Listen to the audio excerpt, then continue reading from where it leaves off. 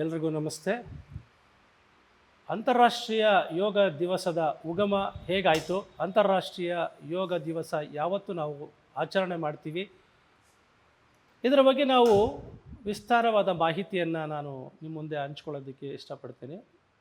27 September 2014ರಂದು ವಿಶ್ವಸಂಸ್ಥೆಯ ಅಧಿವೇಶನದಲ್ಲಿ 69ನೆಯ ಅಧಿವೇಶನದಲ್ಲಿ ಅಂತಾರಾಷ್ಟ್ರೀಯ ಯೋಗ ದಿನವನ್ನು ಆಚರಣೆ ಮಾಡಬೇಕೆಂಬ ಪ್ರಸ್ತಾವನೆಯನ್ನು ಭಾರತದ ಗೌರವಾನ್ವಿತ ಪ್ರಧಾನಮಂತ್ರಿಗಳಾದಂಥ ಶ್ರೀ ನರೇಂದ್ರ ಮೋದಿಜಿಯವರು ಬೇಡಿಕೆಯನ್ನು ಅನುಮೋದನೆಯನ್ನು ಕೊಡಬೇಕು ಅಂತ ಇಟ್ಟಾಗ 193 ರಾಷ್ಟ್ರಗಳು ಈ ಅನುಮೋದನೆಗೆ ಅನುಮೋದನೆಯನ್ನು ನೀಡ್ತಾರೆ.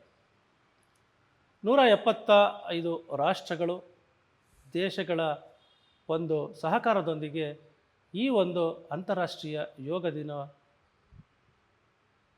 ಡಿಸೆಂಬರ್ 11, 2014ರಂದು ಅಂಗೀಕಾರ ಆಗುತ್ತೆ.